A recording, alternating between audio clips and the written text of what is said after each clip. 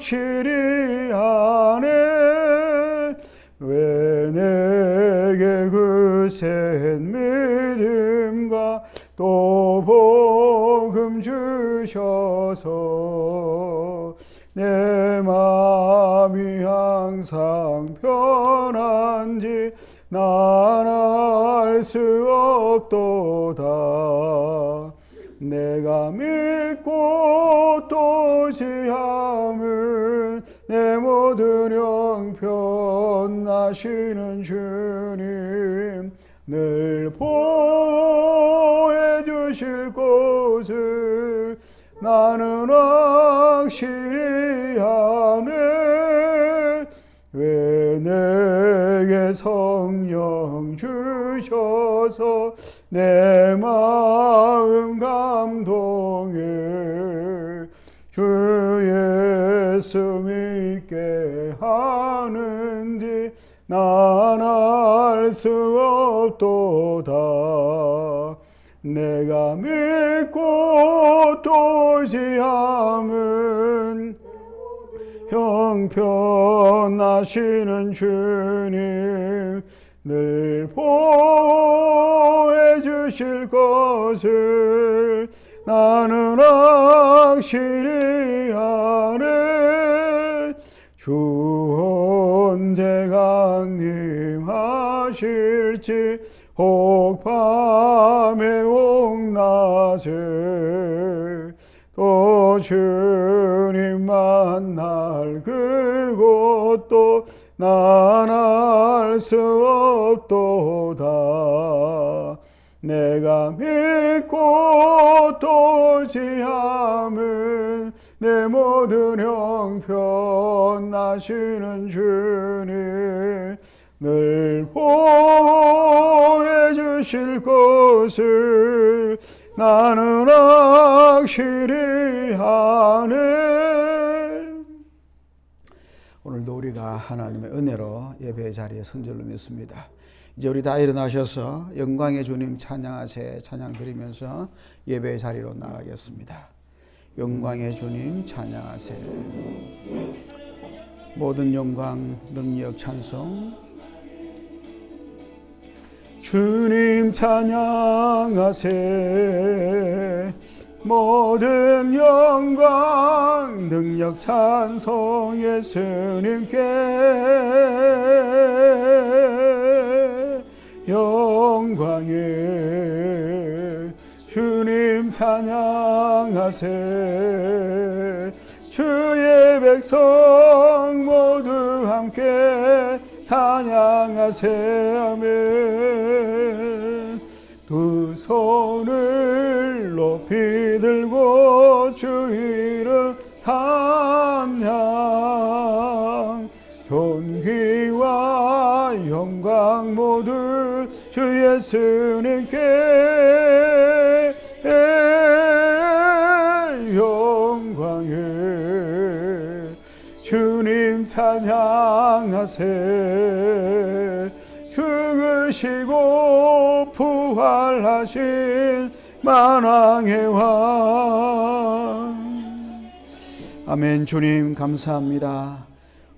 영광을 받으시기에 합당하신 주님, 우리를 위하여 대신 죽으시고 부활하사 생명의 주가 되셔서 지금도 살아계시고 우리와 함께 하시는 그 은혜를 감사 찬송을 드립니다.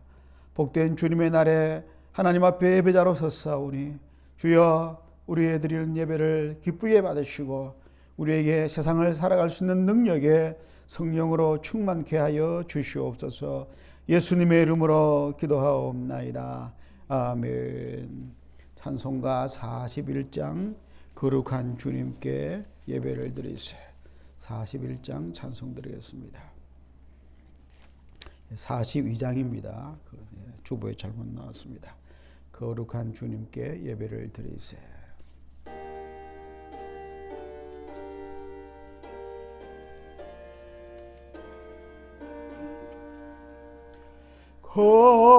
거룩한 주님께 예배를 드리세. 무릎을 꿇고 하소서. 영광 돌려 금 같은 순종과 향기로운 겸손을 주님께 바쳐서 경배하세.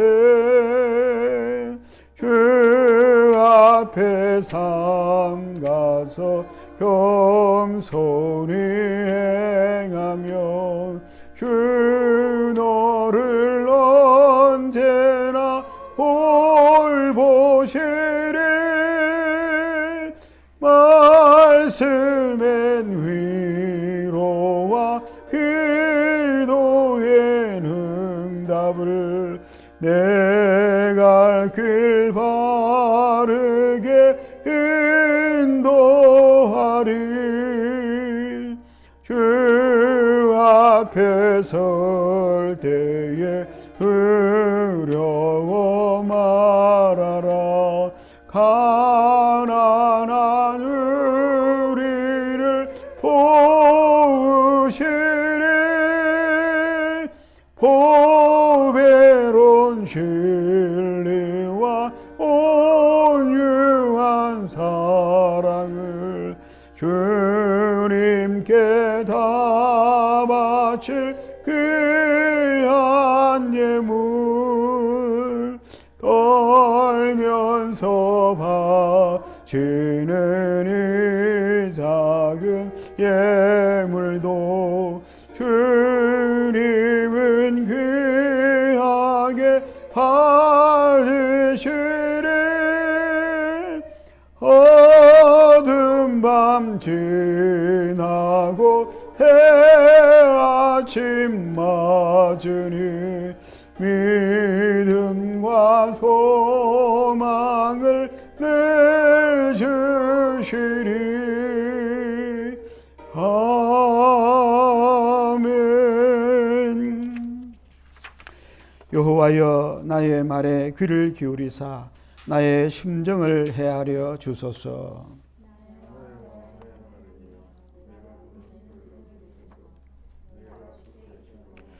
여호와여, 아침에 주께서 나의 소리를 들으시리니 아침에 내가 주께 기도하고 바라리이다.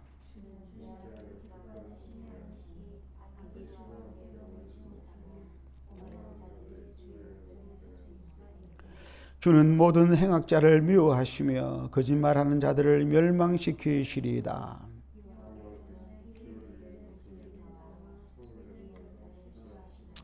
오직 나는 주의 풍성한 사랑을 힘입어 주의 집에 들어가 주를 경외함으로 성전을 향하여 예배하리이다. 여호와여, 나의 원수들로 말미암아 주의 의로 나를 인도하시고 주의 길을 내 목전에 곧게 하소서. 아멘. 전능하사 천지를 만드신 하나님 아버지를 내가 믿사오며 그 외아들 우리 주 예수 그리스도를 믿사오니 이는 성령으로 잉태하사 동정녀 마리아에게 나시고 본디오 빌라도에게 고난을 받으사 십자가에 못 박혀 죽으시고 장사한 지 사흘 만에 죽은 자 가운데서 다시 살아나시며 전능하신 하나님 우편에 앉아 계시다가 저리로서 산자와 죽은 자를 심판하러 오시리라. 성령을 믿사오며 거룩한 공회와 성도가 서로 교통하는 것과 죄를 사하여 주시는 것과 몸이 다시 사는 것과 영원히 사는 것을 믿사옵나이다. 아멘. 자리 앉으시고 우리 이 땅에 태어나 찬송 한 장 더 드리겠습니다.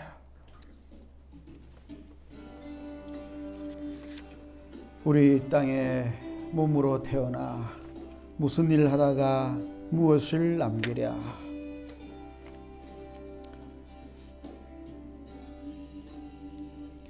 이 땅에 몸으로 태어나 무슨 일 하다가 무엇을 남기랴.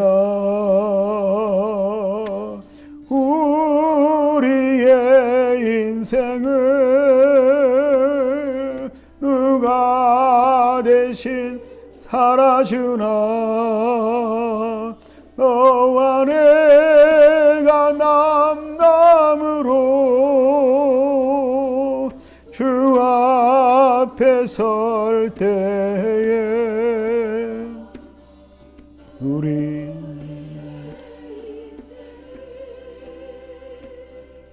누가 대신 살아주나 너와 내가 남남으로 주 앞에 설 때에 우리 무엇으로 주님께 드리랴 가사를 생각하면서 혹은 인생 어떠니 짧은 인생 어떠니 짧은 인생 그러나 누구도 영원히 살 순 없네 영원히 살 수 없네 천국이 없다면 인생이란 허무한 것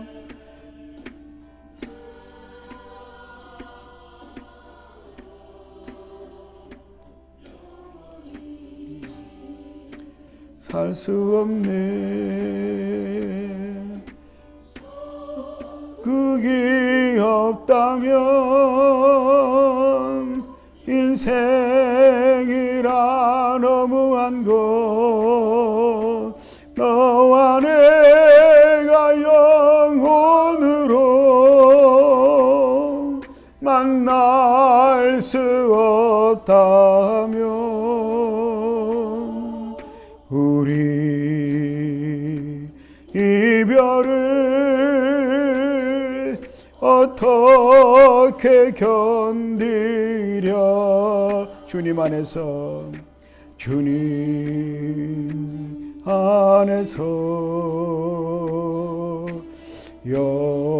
영원한 생명 얻어 언젠가 또다시 만날 수 있기에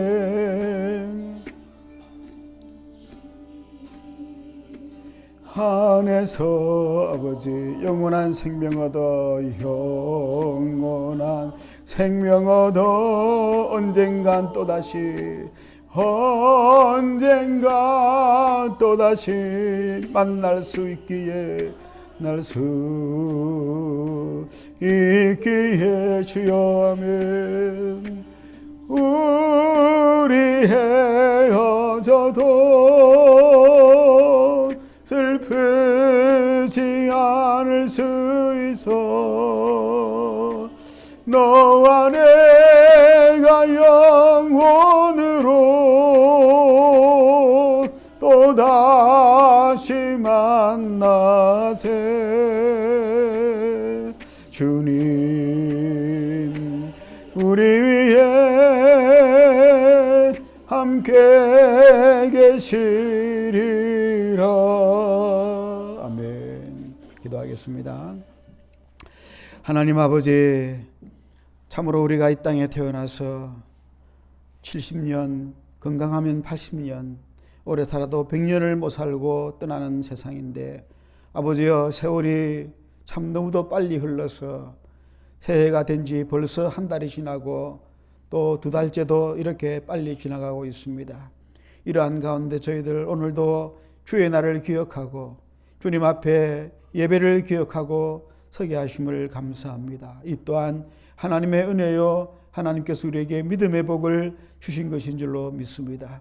아버지, 그러나 하나님의 은혜는 이와 같이 크고 놀라운데 우리는 하나님 앞에 부족하고 못난 모습으로 하나님 영광을 위하여 아름답게 거룩하게 또 열매를 맺는 삶을 잘 살기보다는 넘어지고 허물지며 몸과 마음으로 하나님 앞에 부족할 때가 너무 많습니다.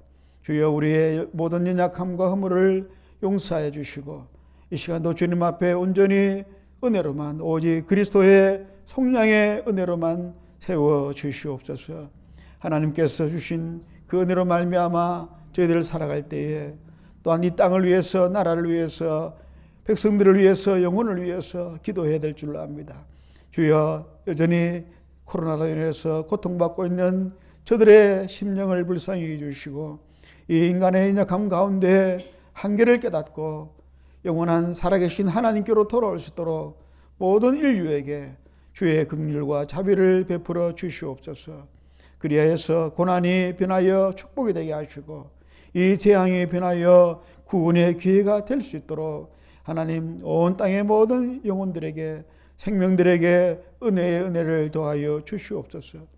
복음을 전해서 한 생명이라도 건지기 위해서 열방에 나가 복음을 전하는 선교사님들과 또한 아버지여 이 코로나 가운데서도 모든 것을 희생하고 헌신하며 사투를 부리며 치료에 힘쓰는 의사들과 간호사들과 모든 봉사자들을 불쌍히 여겨주시고 하나님의 은총이 다시 한번 회복될 수 있도록 주여 이 땅을 고쳐 주시옵소서. 우리의 허물이요 우리의 죄악으로 인한 것이라면 아버지 하나님이여 회개의 은혜를 베풀어 주셨어.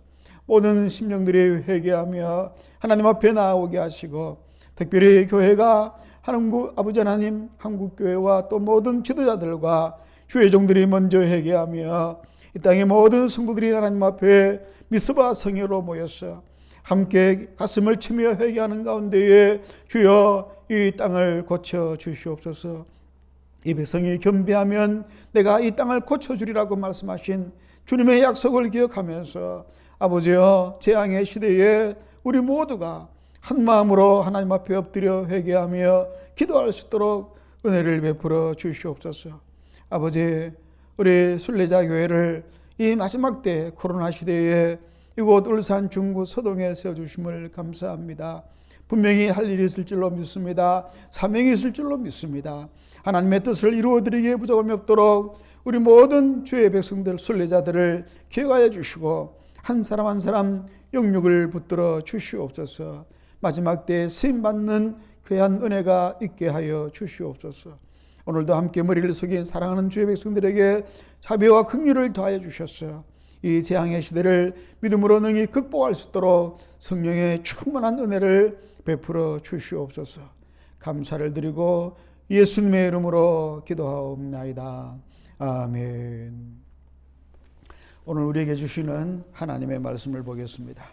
구약성경 사무엘하 12장 15절에서 23절 말씀이 되겠습니다. 사무엘하 12장 15절에서 23절. 구약성경 481페이지입니다. 15절에서 23절. 우리 내용을 생각하면서 오늘 우리에게 주시는 하나님의 말씀 사모하는 마음으로 같이 한번 읽겠습니다. 시작. 나단이 자기 집으로 돌아가니라. 우리아의 아내가 다윗에게 낳은 아이를 여호와께서 치심에 심히 앓는지라. 다윗이 그 아이를 위하여 하나님께 간구하되 다윗이 금식하고 안에 들어가서 밤새도록 땅에 엎드렸으니 그 집에 늙은 자들이 그 곁에 서서 다윗을 땅에서 일으키려 하되 왕이 듣지 아니하고 그들과 더불어 먹지도 아니하더라. 이래 만에 그 아이가 죽으니라. 그러나 다윗의 신하들이 아이가 죽은 것을 왕에게 아뢰기를 두려워하니 이는 그들이 말하기를 아이가 살았을 때에 우리가 그에게 말하여도 왕이 그 말을 듣지 아니하셨나니 어떻게 그 아이가 죽은 것을 그에게 아뢰일 수 있으랴. 왕이 상심하시리로다 함이라. 다윗이 그의 신하들이 서로 수군거리는 것을 보고 그 아이가 죽은 줄을 다윗이 깨닫고 그의 신하들에게 묻되 아이가 죽었느냐 하니 대답하되 죽었나이다 하는지라. 다윗이 땅에서 일어나 몸을 씻고 기름을 바르고 의복을 갈아입고 여호와의 전에 들어가서 경배하고 왕궁으로 돌아와 명령하여 음식을 그 앞에 차리게 하고 먹은지라. 그의 신하들이 그에게 이르되 아이가 살았을 때에는 그를 위하여 금식하고 우시더니 죽은 후에는 일어나서 잡수시니 이 일이 어찌 됨이니까 하니 이르되 아이가 살았을 때에 내가 금식하고 운 것은 혹시 여호와께서 나를 불쌍히 여기사 아이를 살려주실는지 누가 알까 생각함이거니와 지금은 죽었으니 내가 어찌 금식하랴. 내가 다시 돌아오게 할 수 있느냐. 나는 그에게로 가려니와 그는 내게로 돌아오지 아니하리라 하니라. 아멘. 모든 사람의 생명은 또 그 인생은 다 소중합니다. 어느 하나 귀하지 않은 인생이 없습니다. 이름 없는 들풀도 심지어 마태복음 보면은 공중에 나는 새도 하나님이 허락하지 아니하시면 떨어지지 아니한다. 그렇게 했는데 하물며 사람의 목숨이 얼마나 귀하겠습니까? 그래서 예수님은 인간의 목숨은 인생은 천하보다 귀하다. 한 사람의 생명이 그렇게 귀하다고 말씀했습니다. 그런데 이렇게 소중한 사람의 생명인데 한 사람 한 사람을 이렇게 살펴보면 어떤 사람은 참 정말 존귀하게 참 부족함 없이 행복하게 살다가 가는 인생이 있는가 하면 또 어떤 사람은 너무 불행하게 또 허망하게 태어났다가 죽는 사람도 있습니다. 분명히 다 같은 소중한 인생이라고 말씀하셨는데 왜 어떤 사람은 잘 살다가고 또 어떤 사람은 그렇지 못하냐 그런 말이죠. 얼마 전에 광주 그 아이파크 그 건물에서 대형 사고가 나서 일하던 인부들이 참 아까운 목숨을 잃었습니다. 여러분 참 어떻게 생각하십니까? 뭐 그런 사고가 뭐 늘 나죠. 신문에 보면은 뭐 끊임없이 그런 사고로 또 일어납니다만은 저는 그런 걸 볼 때마다 참 일반적으로 그냥 안타깝다, 불쌍하다 그런 생각이 아니고 조금 더 깊은 의문을 가지게 됩니다. 왜 같은 사람인데 어떤 사람은 저렇게 죽어야 되느냐 그 말이죠. 그러면서 그것도 자기 죄로, 자기 잘못으로 목숨을 잃은 게 아니고 뭡니까? 다른 사람의 잘못으로, 예? 오히려 다른 사람들의 집을 지어주려고 하다가 그런 사고를 당했다. 전혀 원치 않는. 또 그런 식으로 우리가 생각하면은 뭐 자동차에 목숨을 잃거나 다른 사람의 음주운전으로 생명을 잃는 경우도 보게 되죠. 그래서 다른 사람의 잘못으로, 자기 자신의 잘못이 아니고 목숨 잃는 사람들은 얼마나 억울할까 그런 생각을 하게 되는 겁니다. 그래서 저는 같은 인생이지만 왜 그런 자들의 삶에 그런 불행이 일어나는가? 그러면 그 사람들은 정말 뭐가 잘못됐는가? 우리가 이런 사람의 삶에 대해서는 또 죽음에 대해서는 어떻게 생각해야 되느냐? 여러분 그런 의문을 안 가져오셨습니까? 그리고 그 의문에 대한 답은 어떻게 갖고 계십니까? 분명한 답을 갖고 계십니까? 자, 그런 의문을 가지고 성경을 읽다가 제가 오늘 한 아이를 보게 되었습니다. 7일 만에, 태어난 지 7일 만에 죽은 아이입니다. 자, 그 아이의 입장에서 보자 이거죠. 얼마나 불행합니까? 미처 성장해서 인생의 기쁨을 누려보지도 못하고 삶의 보람도 누리지 못하고 태어난 지 7일 만에 목숨을 잃은 거예요. 뭐 여러분이 뭐 오늘 여기 계신 분들은 성경을 다 좀 읽어보신 분들이고 그래서 대충 이 줄거리를 알 거라 봅니다. 이 아이가 다윗의 그 죄악의 씨앗이라는 것도 알고 있고 불륜에 의한 아이라는 거 알고 있고 뭐 하나님께서 치셨다는 부분도 방법을 읽었죠. 다 좋습니다만 이 아이의 입장에서 보자. 이 어린 아기의 입장에서 보면은 자기 잘못이 아니잖아요. 자기가 태어나고 싶어서 자기가 뭐 불륜의 씨앗으로 태어나고 싶어서 태어난 것도 아닌데 여호와의 침을 받아서 아기가 죽은 거예요. 꽃도 피워보지 못하고. 성경이 분명히 사람의 목숨은 천하보다 귀하다고 했는데 이 아이는 그럼 어떻게 된 거냐. 그리고 이런 식으로 불행하게 타인의 잘못에 의해서 인생의 꽃도 피워오지 못하고 죽는 사람들이 있더라 이 말이죠. 거기에 대해서 우리가 어떻게 이해를 해야 되느냐. 자, 이 말씀을 드릴 때 저는 세 가지를 말씀드리고 싶습니다.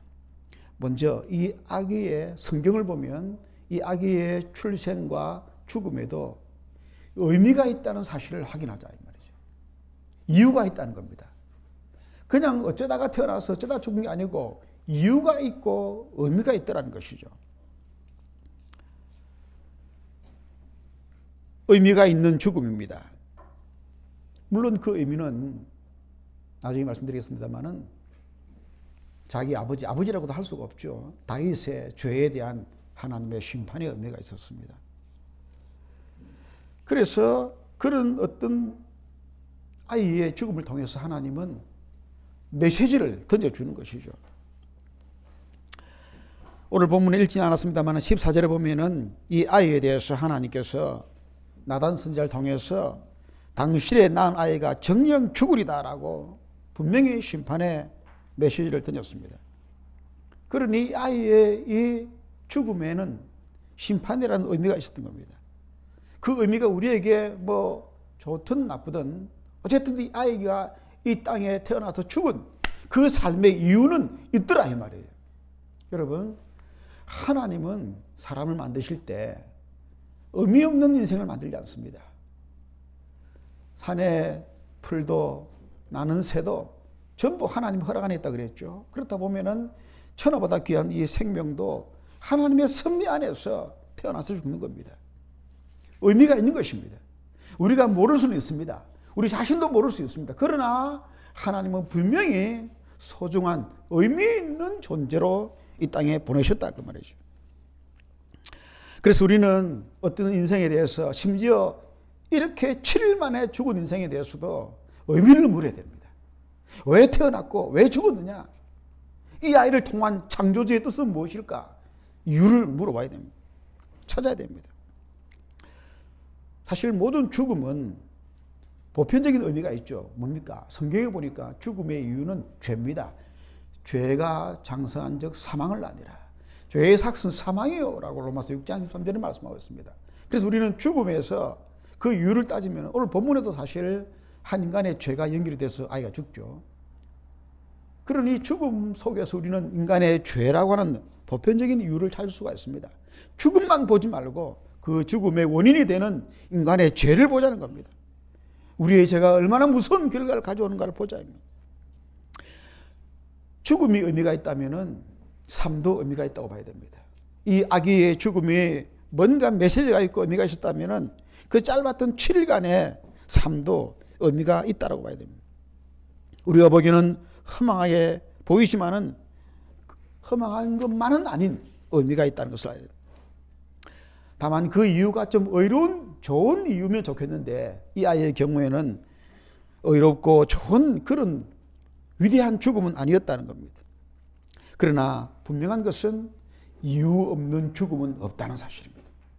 반드시 모든 삶과 죽음에는 이유가 있고 의미가 있고 그렇기 때문에 삶은 소중하다는 것이죠. 그러면 그 의미가 무엇이냐? 어떤 의미를 가지고 이 아이가 태어나서 어떤 메시지를 주기 위해서 죽었느냐? 성경을 보면 한마디로 그것은 다윗을 향한 하나님의 심판입니다. 다윗이 아무도 모르게 자기의 권력을 이용해서 남의 아내를 빼앗았습니다. 그리고 그 죄를 덮으려고 충신 우리아를 죽였습니다. 그것도 가장 비겁한 방법으로 자기 직접 손을 안 대고 자기 부하를 시켜서 죽게 만들었습니다. 가장 비열한 살인입니다. 그것도 하나님을 믿는다는 사람이, 그것도 다윗이라는 사람이, 이스라엘의 목자라는 사람이 그런 자기의 권력을 위해서 무서운 죄를 지었는데 하나님은 그 죄에 대한 벌을 내리신 겁니다. 그래서 이 아기의 죽음은 벌로서의 죽음입니다. 징벌입니다. 죄에 대한 벌이라고 하는 분명한 메시지가 들어있는 겁니다. 그리고 그 메시지는 당사자인 다윗에게 준 거였습니다. 아기가 죽었는데 왜 다윗에게 메시지가 되느냐? 아마 이것은 오늘 본문에서도 다윗이 힘들어하는 부분이 나옵니다만은 조금 바꿔서 설명하면은 이 아기는 다윗의 자식이잖아요. 자식이 죽었다. 자식을 먼저 보낸 부모의 아픔을 아마 여기 계신 분들은 다 겪어보지 못하겠습니다만은 아마 인간으로서 가장 큰 고통이 자기보다도 자식이 먼저 죽는 것이 아닌가. 그것도 이렇게 무서운 벌을 받아서 꽃도 피워보지 못하고 죽는다고 할 때 정상적인 부모라면, 제대로 된 부모라면, 아니 아무리 악한 자라도 얼마나 고통스럽겠습니까? 다윗은 지금 엄청난 고통을 받고 있는 겁니다. 왜? 그 죄에 대한 벌이기 때문입니다. 하나님은 죄에 대해서 반드시 심판하신다는 메시지를 이 아기를 통해서 주고 있는 것입니다. 그런 의미에서 이 아기의 죽음은 결코 허망한 죽음이 아니라는 것입니다. 하나님의 심판을 경고하고 다윗에게 분명한 너의 죄 때문에 너의 자식이 죽었다라고 하는 메시지가 되는 겁니다. 사람은 다 죽습니다. 그러나 어찌 보면은 이 아기는 사실 고통 7일 동안 앓다가 죽었으니까 고통이 힘들었겠습니다만은 다윗은요 이 사건 이후로는 평생을 어떻게 됩니까? 마음의 고통을 느끼며 살다가 죽게 됩니다. 결코 적은 벌이 아닙니다. 결코 적은 벌이 아닙니다. 자기 때문에 죄 없는 생명이 그것도 자기 자식이 죽었다고 하는 것을 평생 다윗은 고통받으며 살아야 됩니다. 쉬운 벌이 아니죠. 그러면서 또한 다윗뿐 아니고 이것을 성경에 기록해서 오고 오는 모든 사람들에게 모든 인류에게 하나님은 메시지를 줍니다. 이 아이를 통해서 죄는 반드시 죽는다. 무서운 메시지입니다. 그래서 이 아이가 정령 죽으리라. 이 죽으리라는 말씀은 사실 에덴 동산에서 인류의 시조인 아담과 하와가 타락했을 때 그때부터 들린 말씀입니다. 정령 죽으리라. 따먹는 날에는 정령 죽는다. 하나님이 금하신 금단의 열매를 다시 말하면 하나님의 명령을 어긴 그 죄는 반드시 죽는다. 그래서 하나님의 말씀대로 이루어지는 것을 보게 됩니다. 죄에 대해서 하나님께서 얼마나 엄단하시는가를 이 아기가 다시 한번 온 인류 앞에 선명하게 보여주고 있는 것입니다. 이것이 얼마나 엄정한 메시지인지 다윗 같은 그래도 믿음에 좋은 사람이 아무리 기도해도 들어주지 않았습니다. 여러분 앞에 보십시오. 다윗이 얼마나 간절히 기도합니까? 식음을 전폐하고 기도합니다. 신하들 말릴 수가 없습니다. 심지어 금식하면서 기도했다 그랬습니다. 아이가 사라질 때 그를 위하여 금식하고 우시더니 울면서 금식하면서 기도했다라고 본문에 말씀합니다. 이 정도 기도하면 하나님 들어주시면 안 됩니까? 그래도 다윗인데 아무리 그렇지만 그러나 아무리 다윗이라도 아니 다윗의 할아버지라도 기도는 안 들어줍니다. 하나님은 목석이 아닙니다. 하나님은 우리가 빌면 그냥 들어주는 그런 도깨비가 아닙니다. 우상이 아닙니다. 하나님은 인격적인 분이십니다. 하나님은 생각이 있으신 분이에요. 다윗이 아무리 울고 불고 금식을 해도 그 죄가 너무 크기 때문에 그 죄에 대해서 하나님께서 기도 응답 안 해주신 겁니다.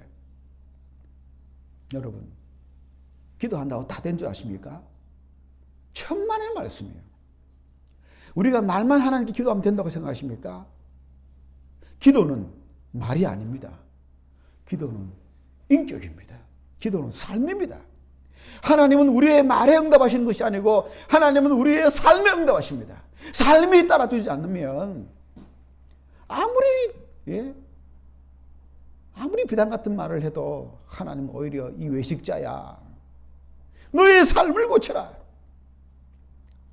그 외식이 지나지도 않습니다. 바리새인들이 그런 사람들이잖아요. 삶은 안 따라주면서 기도는 멋지게 하는 사람들. 신앙의 연륜을 자랑하고 화려한 자신들의 지위를 자랑하고 겉으로 드러나는 모든 걸 자랑하는 사람들. 기도는 말이 아닙니다. 기도는 삶입니다. 삶으로 드리는 기도를 하나님 받으시는 거지. 삶이 안 따라주면 아무리 울고 아무리 기도하고 아무리 다윗이라 그래도 하나님은 안 돼! 응답하지 않는 겁니다. 이런 메시지를 이 아이가 분명하게 보여주는 거예요. 죄를 가지고 있으면서 죄를 회개하지 아니하면서 죄를 품고 있으면서 아무리 기도해도 그 죄의 벌을 피할 수가 없다.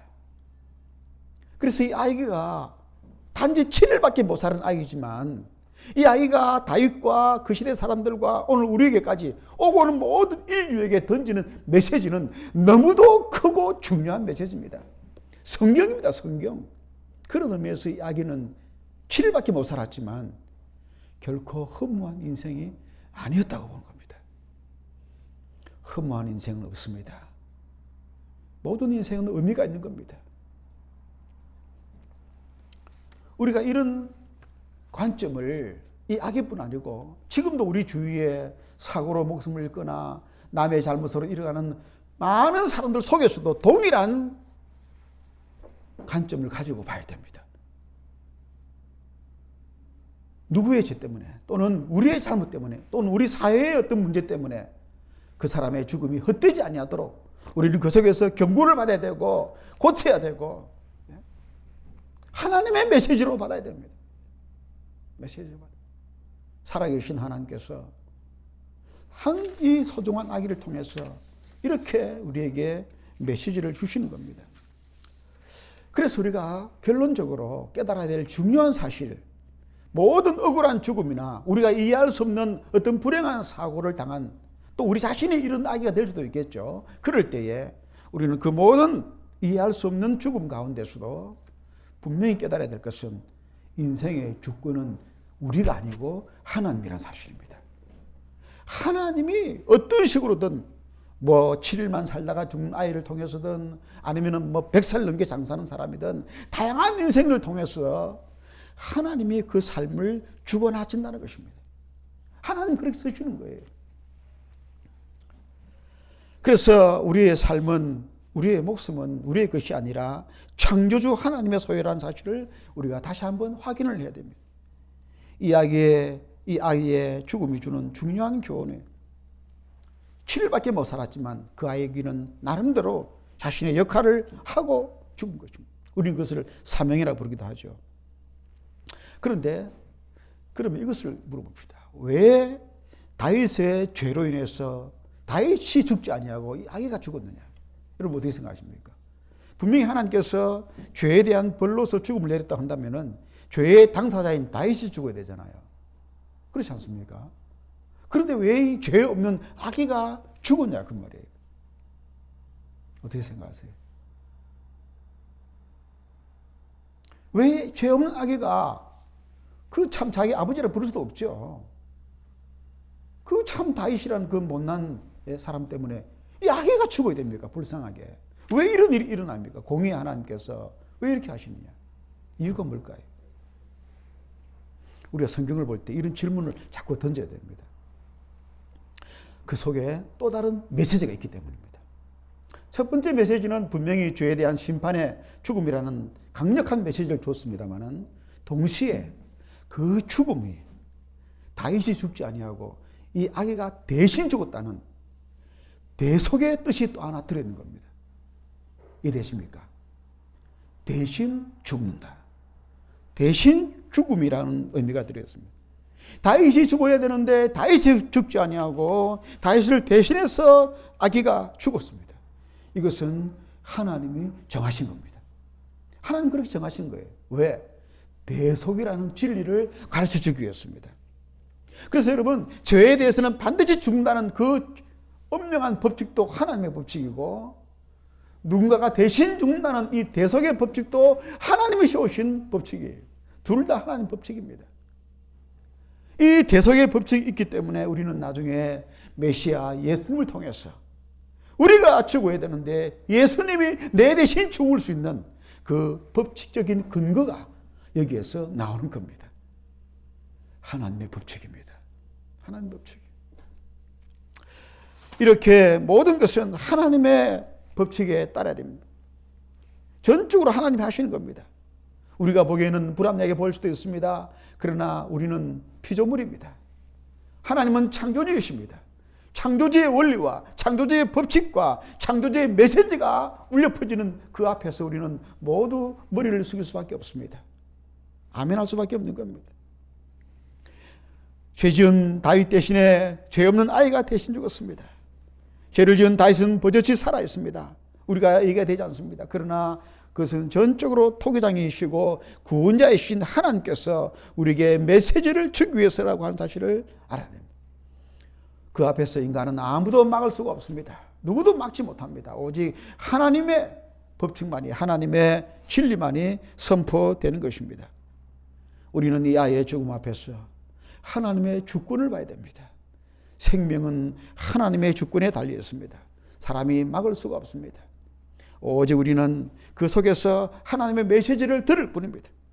그리고 우리는 참 하나님 앞에서 인생은 정말 짧고 다양한 사람들이 다양한 모습으로 살아가지만 그 모두가 이렇게 심지어 이 7일밖에 못 살은 아이도 사명을 가지고 있었다는 사실을 확인하면서 나의 사명은 무엇인가를 생각하게 됩니다. 우리의 사명은 나는 왜 사는 것인가? 하나님은 나를 통해서 누군가에게 어떤 메시지를 주기를 원하실까? 그걸 생각해야 돼요. 그거를 이해하고 그에 따라 살 수만 있다면 7일만 살아가도 우리의 삶은 의미가 있는 삶이 될 수가 있다. 바라기는 정말 우리 주님 앞에서 우리가 이 아이처럼 어떤 심판의 메시지가 아니고 복음의 메시지로, 은혜의 메시지로 그렇게 쓰임받으셨다면 얼마나 좋겠습니까? 어떤 메시지든 우리는 하나님 앞에 기도하면서 하나님, 내 삶이 또 내 인생이 나의 죽음까지도 하나님의 구원의 복음의 메시지가 되게 해 주시옵소서. 그렇게 살다 가게 하여 주시옵소서. 이런 기도가 우리의 기도가 될 수 있기를 주의 이름으로 축복합니다. 우리 한번 합심해서 한번 기도하겠습니다. 하나님, 인생은 너무도 짧고 결국은 다 지나가는데 우리가 어떤 사명을 가지고 어떤 역할을 하다가 살아갈 것인가, 다시 한번 이 아이 앞에서, 이 말씀 앞에서 생각해 보게 하여 주시옵소서. 하나님께서 나를 통해서 이 땅에 어떤 메시지를 남기를 원하시는가? 우리는 무엇보다도 그리스도의 메시지, 복음의 메시지, 구원의 메시지를 나타내야 됩니다. 우리의 삶으로, 우리의 인생으로, 더 나아가 우리의 죽음으로도 나타낼 수가 있으면 좋겠습니다. 주여, 하나님의 메신저가 되게 하여 주시옵소서. 우리 합심해 기도하겠습니다. 거룩하시고 자비로우신 하나님 아버지, 감사합니다. 오늘 우리가 난지 7일 만에 죽은, 7일밖에 살지 못한 이 한 이름 없는 아기의 삶과 죽음을 보면서 인생에는 분명히 의미가 있고 이유가 있고 메시지가 있다는 사실을 확인했습니다. 우리는 그 속에서 죄에 대한 그 죽음의 엄정한 법칙을 보았습니다. 또한 대속의 법칙도 발견할 수가 있었습니다. 아버지 하나님, 우리는 그러한 주님의 그 메시지를 우리의 삶을 통해서 우리의 주위에도 널리 퍼지게 하여 주시되, 특별히 복음의 메신저가 되게 하여 주시고 구원의 메신저가 되게 하여 주시고 예수 그리스도의 대속의 복음을 전할 수 있는 은혜의 메신저가 되게 하여 주시옵소서. 하나님 아버지, 내게 주신 역할과 내게 주신 사명을 생각하면서 아버지여, 살아도 주를 위해 살고 죽어도 주를 위해 죽는다고 말씀한 그 사도 바울의 고백이 우리의 고백이 되게 하시고, 사나 죽으나 우리가 온전히 주의 것이로라는 그 말씀대로 우리의 삶이 온전히 주님의 것인 것을 깨닫게 하여 주시옵소서. 주를 위하여 살고 주를 위하여 죽을 수 있는 그런 은혜가 우리에게 있게 하여 주시옵소서. 아버지, 감사합니다. 오늘 난지 7일 만에 죽은, 이 땅에 7일만 살았던 한 이름 없는 아기의 그 죽음을 보면서 하나님의 메시지를 생각하게 하시니 감사합니다. 우리의 삶 속에도 분명히 주님의 메시지가 있고 사명이 있고 역할이 있는 줄로 믿습니다. 그 사명을 깨닫고 그 사명을 따라 하나님 영광을 위하여 살다 죽을 수 있는 우리 모든 순례자들이 되게 하여 주시옵소서. 예수님의 이름으로 기도하옵나이다. 아멘. 우리 찬송가 549장 찬송 드리면서 준비한 예물을 드리겠습니다. 549장입니다.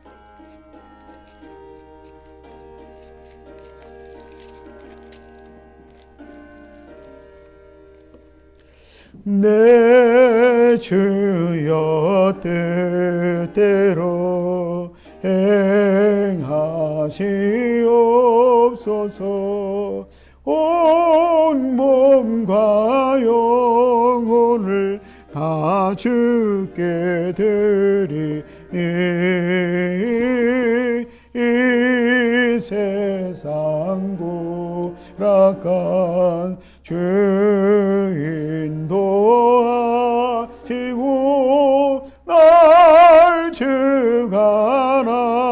하셔서 뜻대로 하소서.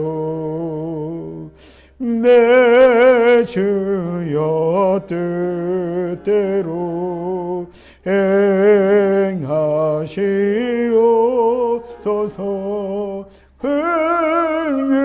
근심 중에도 낙심케 마소서. 주님도 때로는 울기도 하셨네. 날 주관하셔서 뜻대로 하소서. 내 주여 뜻대로 행하시옵소서. 내 모든 일들을 다 주께 맡기고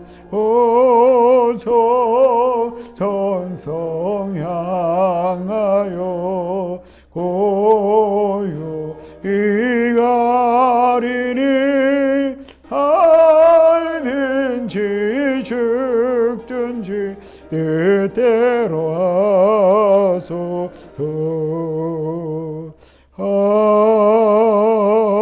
아멘. 감상금 이혜인. 아버지 하나님 감사합니다. 이석규 목사. 범사에 감사합니다. 이은수 사모님. 장례를 잘 마침을 감사드립니다. 이윤선 목사님 드렸습니다. 우리 기도 드리겠습니다. 하나님 아버지 감사합니다. 오늘도 하나님 은혜 가운데서 주님 앞에 예배자로 서게 하시고 또 받은 은혜를 이렇게 귀한 물질로 헌금으로 드릴 수 있도록 힘주시고 은혜 주신 것 감사합니다. 너희는 먼저 그의 나라와 그의 의를 구하라. 그리하면 이 모든 것을 너희에게 더해 주시리라. 약속하신 대로 하나님께서 날마다 채워주시는 그 은혜를 따라 바치게 하시니 감사합니다. 무엇을 먹을까 마실까 입을까 염려하지 아니하고 믿음으로 날마다 살아가는 우리 모든 순례자들 되게 하시고 날마다 채우신 하나님의 그 놀라운 손길을 그 공급하심을 날마다 누리며 또 감사하며 살아가게 하여 주시옵소서. 코로나 시대의 여파로 경제적인 어려움이 많은 사람들에게 끼치고 있습니다. 자영업자를 비롯해서 여러 국민들이 힘들어하고 있사오니 아버지 고통 중에 있는 자영업자들과 여러 국민들에게 긍휼을 베풀어 주시고 또 특별히 주의 자녀들에게도 하나님께서 공급해 주시는 그 은혜가 이 시대에 더욱더 충만하게 하여 주시옵소서. 감사를 드리고 예수님의 이름으로 기도하옵나이다. 아멘. 감사합니다. 교회 소식을 말씀드리겠습니다. 오늘 이렇게 또 저희 누님 두 분과 또 우리 작은 매형께서 와주셔서 같이 예배를 드리게 돼서 감사합니다. 예, 하나님께 영광을 돌리고요. 우리 이슬 전도사 지난 한 달 가량이라 그랬는데 제가 대충 생각했더니 한 달이 아니고 보름이 지났다 그럽니다. 보름, 예. 이번엔 좀 짧게 팀 멤버들을 데려갔기 때문에 2주간 선교를 마치고 귀국했는데 지금 일단 아프리카에 갔다 왔기 때문에 격리를 하고 돌아오려고 합니다. 감사드리고요. 이번 주간 중에 우리 교회 또 저와 우리 이윤수 목사님께서 사역하고 있는 선교자 기념관 설립 문제를 위해서 우리 선교자 6명이 나온 월평마을, 월평교회를 탐방을 내일 하려고 합니다. 위에서 기도해 주시기 바라고요. 또 손양훈 목사님 신부하셨던 울산 방어진 제1교회 역사관에 가서 자료 연구를 하려고 하니까 이것도 위에서 기도해 주시기 바랍니다. 그리고 주보에는 못 실었습니다만 우리 지난주에 우리 이윤수 목사님 장모님께서 빅모께서 소천하셔서 장례를 마치고 어젯밤에 또 이렇게 급하게 내려오신 것 같습니다. 많이 피곤하실 텐데 이렇게 예배 참여해 주셔서 감사드립니다. 위로해 주시기 바랍니다. 예, 다른 광고 없으면은 우리 다 일어나서 나는 가리라 찬송 드리고 축도로 예배를 마치겠습니다. 가리라 주의